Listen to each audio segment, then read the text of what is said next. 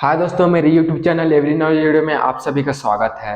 मैं आज 10th class में चैप्टर 2 के पूरा बारे में हम पढ़ेंगे, जिसमें ये चैप्टर का नाम है दो चरों का रैखिक समीकरण। दो चरों का रैखिक समीकरण, linear equation of two variable. इसके बारे में हम पढ़ेंगे। तो पहले क्या होता है, चर क्या होता है और रैखिक समीकरण क्या होता है, रैखिक समीकरण कैसे हल करते हैं और समीकरण कैसे बनाते हैं, इस चैप्टर में हमको पढ़ना है। तो चलिए मैं आपको डेफिनेशन करके आपको समझाता हूँ। तो पहले तो चर क्या होते हैं इसके बारे में बताता हूँ मैं। चर चर और अचर, आपने ये पिछली कक्षा में भी पढ़ा होगा। इसके बारे में आपको जानना जरूरी है। चर और अचर, जैसे कि हम समीकरण या बहुपद बहुपद के बारे में पढ़े थे। तो बहुपद क्या होता है, जैसे बहुत सारे पद कि पद कितने भी हो सकते हैं, अनंत तक हो सकते हैं। तो जैसे उसमें पद होते हैं, जैसे मैं समीकरण के तौर पे लेता हूँ x x plus Y equal to 0, ऐसे दिया गया है।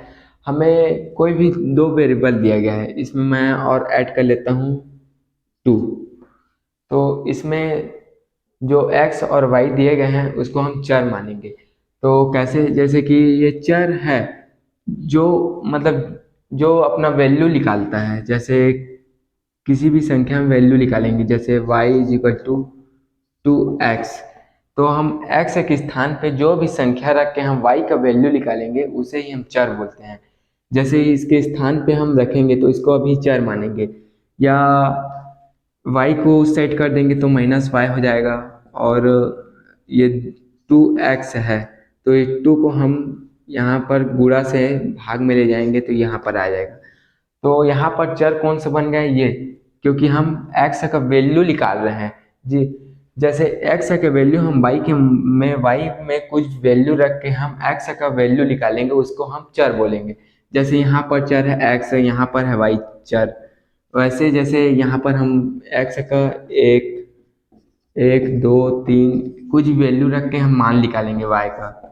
2 का 1 के साथ मल्टीप्लाई करेंगे तो 2, यहाँ पर 1 रख दिए। तो ऐसे ही हम जैसे x का जो भी वैल्यू रखेंगे उसके बाद हम y का वैल्यू ज्ञात करेंगे, मान निकालेंगे, उसे हम कहते हैं चर। यहाँ पर इसको बोलेंगे अचर, जिसे इंग्लिश में बोलते हैं कांस्टेंट वैल्यू। कांस्टेंट वैल्यू, तो कांस्टेंट वैल्यू किसे बोलते हैं, जैसे आपको बहुपद दिया गया है 2x प्लस 3, ऐसे कुछ भी दिया गया है। तो इसको हम, इसमें दो पद हैं, तो पहला पद ये है, दूसरा पद ये है। तो 3 कैसे हुआ बहुपद, तो इसमें है कांस्टेंट वैल्यू जो x की पावर शून्य। आपने पढ़ा ही होगा घातांक के नियम में, x की पावर शून्य का वैल्यू होता है 1। इसे बोलते हैं हम कांस्टेंट वैल्यू। इसको, ये जो है अचर है, ये जो अचर है यहाँ पर, जिसका वैल्यू चेंज नहीं होता और जिसका वैल्यू चेंज कर सकते हैं उसको बोलते हैं हम चर। यहाँ पर है चर एक्स वाई, यहाँ पर जो भी जो अक्षर संख्या होते हैं उसे हम बोलते हैं चर, और जो संख्या होती है उसे बोलते हैं अचर। यहाँ पर जिसका वैल्यू चेंज नहीं हो रहा है, अब इसमें जिसके स्थान पे हम कुछ भी संख्या रख के जो वैल्यू निकालते हैं उसको बोलते हैं चर। तो हमें चर तो पता चल गया। इसमें इस जो दूसरा चैप्टर है अध्याय 2, इसमें दो चरों का रैखिक समीकरण ज्ञात करना है। तो दो चर चर तो हमको पता चल गया और अचर भी पता चल गया। रैखिक क्या होता है और समीकरण क्या होता है, जैसे हमें समीकरण दिया गया है तो रैखिक समीकरण, जैसे हमें दो चर, तो x प्लस वाई, इसको हम मान लेते हैं दो चर इज इक्वल टू कुछ भी शून्य। यह समीकरण दिया गया है। तो इसमें रैखिक समीकरण किसको बोलेंगे, जैसे इस x के में कुछ तो होगा, यहाँ पर कुछ नहीं है तो यहाँ पर 1 होगा, यहाँ y के पावर में कुछ 1 होगा। तो y के घात में जो संख्या होती है उसे हम बोलते हैं रैखिक। जैसे y के घात पावर में एक है तो इसको हम रैखिक रैखिक समीकरण बोलते हैं। y के पावर में 1 होता है उसको हम रैखिक समीकरण बोलते हैं, लीनियर इक्वेशन। तो जैसे y के पावर में x के पावर y के पावर में जैसे 2 रहेगा, y के पावर में 2 रहेगा, तो इसको हम क्या बोलेंगे? द्विघाती समीकरण। द्विघाती समीकरण। ऐसे ही y के पावर में 3 हो जाएगा, y x के पावर में 3, y के पावर में 3, यहाँ पर क्या हो जाएगा? त्रिघाती समीकरण। और y के पावर में जब 1 रहेगा तो उसको रैखिक समीकरण। तो इस चैप्टर में हम पूरा क्या पढ़ेंगे? रैखिक समीकरण के। y के पावर 1 रहेगा, उसमें मतलब 1 को हम लिखते नहीं हैं, तो y के पावर में 1 रहेगा, उसी के बारे में पढ़ेंगे, x प्लस वाई। और समीकरण कैसे बनाते हैं, जैसे कि आपको कुछ भी थ्योरी के तौर पे दे दिया जाएगा, उसको हमको समझ के उसको इक्वेशन बनाना है। तो समीकरण कब कहलाता है? बहुपद कब कहलाता है? जैसे हम 2x प्लस 3, इसको हम पद होता है, ये समीकरण नहीं है। जब तक इसमें शून्य नहीं लगेगा, जैसे वैल्यू हमारा शून्य नहीं, इक्वल टू शून्य नहीं लगाएंगे, तब तक ये इक्वेशन नहीं होता है। तो इसको हम बोलते हैं बहुपद। तो बहुपद में क्या होता है? इसमें दो पद है, एक पद, दो पद। और x equal two plus 2x plus 3, ये 3 पद हैं। यहाँ पर 1 2 3, ये भी बहुपद है। इसको समीकरण बनाना है, इज इक्वल टू 0 लगाना पड़ेगा, क्योंकि इसमें जो वैल्यू रखेंगे तो 0 के इक्वल आना चाहिए, ये बोलता है समीकरण। तो समीकरण बनाने के लिए हमें इक्वल में 0 लगाना पड़ता है। ऐसे ही अब हम क्वेश्चन समीकरण कैसे बनाते हैं, जैसे थ्योरी दिया जाएगा, समीकरण कैसे बनाएंगे इसको मैं बताऊंगा। इसको मिटा लेते हैं। तो मैं समझाने के लिए एक एग्जांपल के लिए क्वेश्चंस लिया हूँ। पहले तो आप ये समझिए, चर को हम अज्ञात वैल्यू है x। मैथ्स में हम एक चीज़ को हमको समझना पड़ेगा कि जो वैल्यू हमें पता नहीं है उसको हम मान लेते हैं, जैसे x y, हमको उसी को ज्ञात करना होता है। मैथ्स उसी का नाम है। समझो हमको जिसका वैल्यू नहीं पता है उसको हम x मान लेंगे। जैसे एक मैं एग्जांपल के लिए अपने से क्वेश्चन लिया हूँ, जिसको आप समझेंगे, एकदम आसान क्वेश्चन है। इसे हम समीकरण बनाएंगे, और समीकरण बनाने के बाद हम वैल्यू निकालेंगे। जैसे एक खंभा है, जैसे मैं एग्जांपल एक खंभा बना देता हूँ यहाँ पर ऐसे, ठीक है। एक खंभा है जिसमें का 1/4 भाग लाल है, 1/4 भाग लाल है, मतलब एक खंभा में 1/4 भाग लाल है, 1/4 भाग लाल है, और 1/3 भाग नीला है, 1/3 भाग नीला है, और एक पीला भाग है जो 10 सेंटीमीटर है, और एक पीला भाग है 10 सेंटीमीटर, मतलब टोटल मतलब इतना है खंभा। इसको मिटा देते हैं, इतना दिया गया है इंफॉर्मेशन। अब हमको खंभा का लंबाई ज्ञात करना है, टोटल कितना है खंभा, खंभा का लंबाई ज्ञात करना है।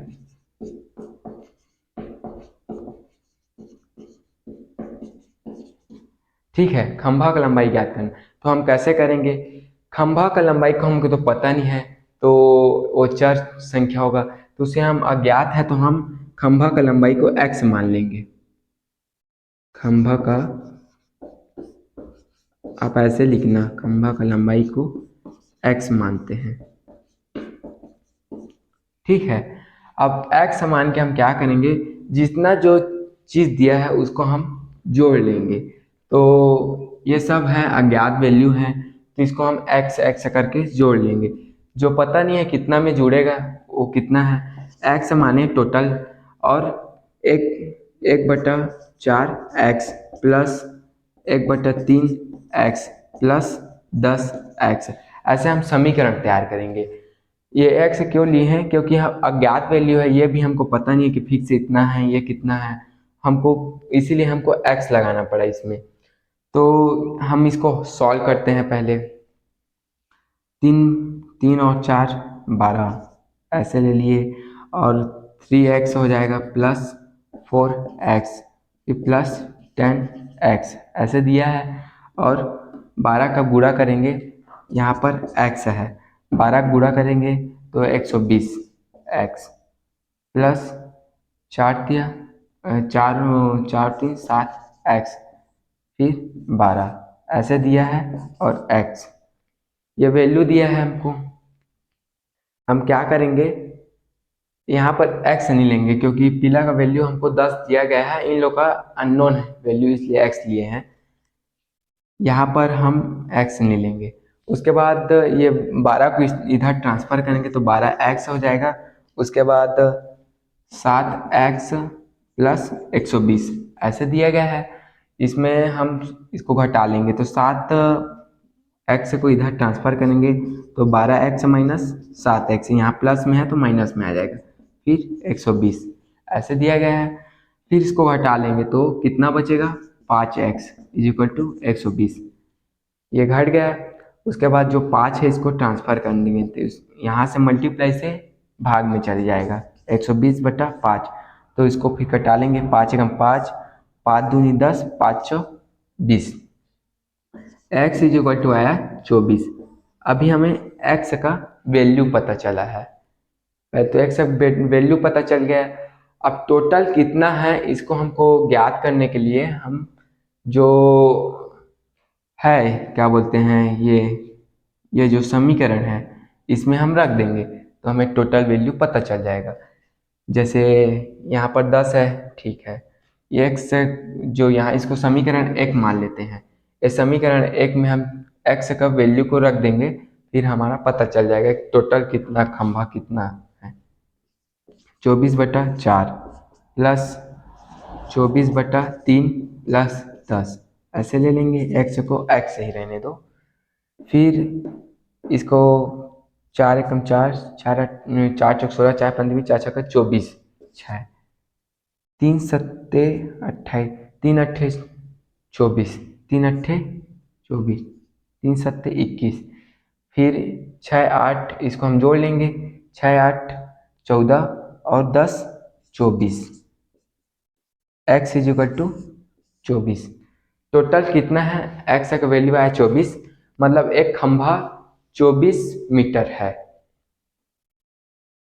ठीक है, ऐसे ही हम समीकरण बनाएंगे, उसके बाद हम हल करेंगे और फिर चलते हैं और कोई क्वेश्चन में जो इम्पोर्टेंट वाला है, इसमें प्रश्न वाली में चलेंगे, इसको मैं समझाने के लिए फिर बताया हूँ।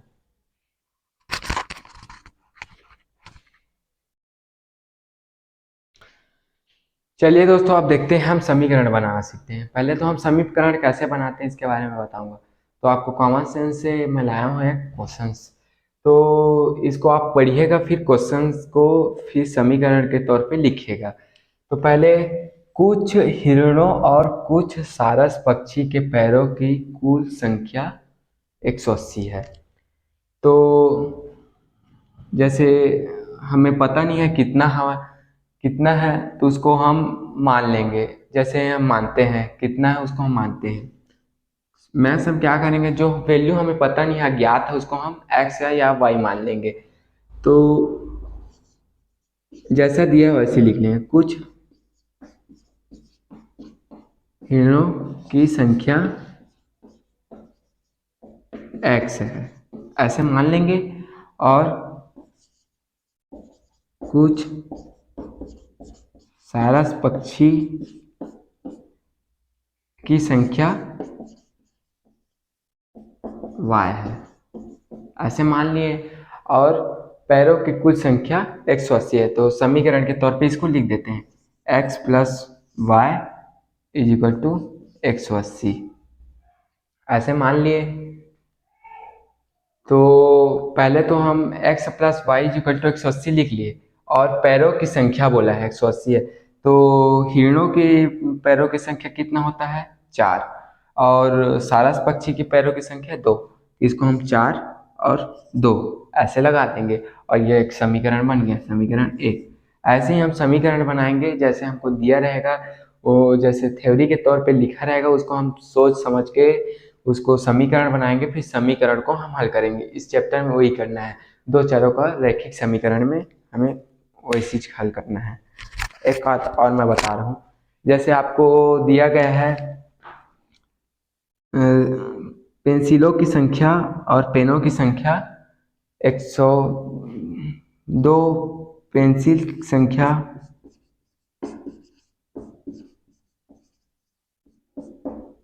और 4 पेनों की संख्या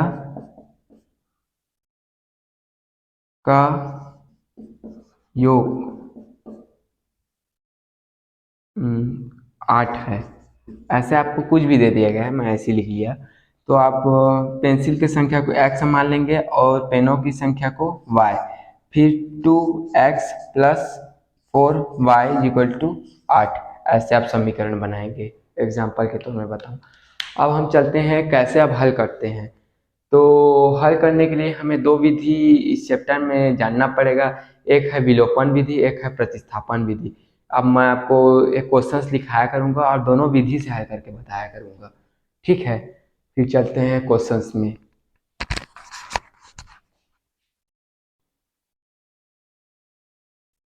चलिए दोस्तों, और प्रश्न वाली एक को हम इस चैप्टर का हम हल करते हैं। तो प्रश्न वाली एक में मैं बताता हूँ आप सभी को। इसमें मैं इस वीडियो में प्रश्न वाली एक का बस क्वेश्चंस को बताऊंगा। उसके बाद हम प्रश्न वाली दो का क्वेश्चंस को मैं अगले वीडियो में बताऊंगा, जिसमें आपको दो विधि से हल करने वाला जो क्वेश्चन है, जैसे प्रतिस्थापन और विलोपन, वो प्रश्न वाली दो में है। उसको मैं अच्छे से आपको बताऊंगा, एग्जाम्पल और क्वेश्चन पूरा मैं क्वेश्चंस को कराऊंगा अगले वीडियो में। इसमें मैं प्रश्न वाली एक को बताता हूँ कैसे है। इसमें हमें इक्वेशन बस बनाना है, जैसे कैसे दो संख्याओं का योग और दो संख्याओं का अंतर। ऐसे दो संख्याओं का योग 18 है और उसका अंतर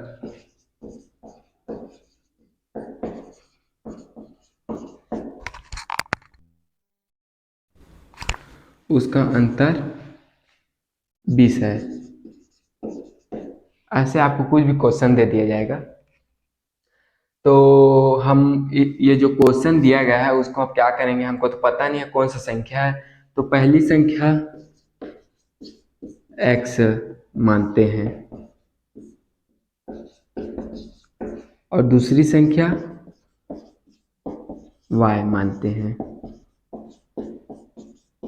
मैथ्स में क्या है, जो संख्या हमको पता नहीं है उसको आप वेरिएबल के तौर पे मान लीजिएगा। x और y दो संख्या किसी वेरिएबल को मान लीजिएगा, x और y जो Z A B C D ऐसे कुछ भी मान सकते हैं। ऐसे हम लोग तो योग यानी क्या होता है आप तो जानते ही हैं। योग यानी होता है प्लस। इसको आप जानते होंगे तो ठीक है, नहीं जानते होंगे तो उसका मतलब को आप याद कर लीजिएगा। अंतर यानी क्या होता है, माइनस। ऐसे होता है। तो दो संख्याओं का योग x प्लस वाई योग 18 है। ऐसे फर्स्ट समीकरण ले लेंगे और उनका अंतर जैसे x minus Y equal to 20। ऐसे आपको समीकरण दे दिया गया है एक और दो। इस जो प्रश्न वाली फर्स्ट है उसमें सिर्फ ऐसे ही समीकरण हमको बनाने हैं, उसको हल नहीं करना है। हम हल प्रश्न वाली दो में करेंगे, विलोपन और प्रतिस्थापन से। ऐसे आपको दे दिया जाएगा कुछ भी 2 kg सेब और 1 kg अंगूर ऐसे दे दिया गया है। उनका मूल्य कुल मूल्य मतलब दोनों का मूल्य 180 रुपये है, ऐसे दे दिए गए। और उसके बाद 4 kg सेब और 2 kg अंगूर का मूल्य 300 रुपये है, ऐसे आपको दे दिए गए। तो हम सेब तो कितना सेब है उसको हम जान नहीं रहे हैं, तो सेब को मान लेंगे हम x और अंगूर को मान लेंगे y।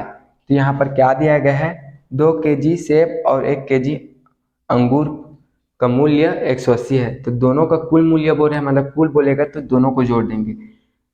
2x plus 1 is equal to 180। ऐसे फर्स्ट समीकरण बन गया।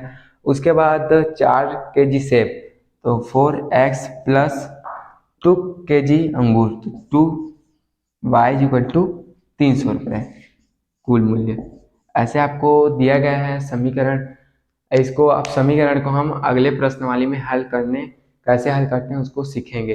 तो आप इस वीडियो में पूरा बने रहिए और जैसे कुछ भी आपको डाउट है उसको आप कमेंट के तौर पे बता सकते हैं। और वीडियो अच्छा लगा होगा तो लाइक कीजिए और सब्सक्राइब कीजिए।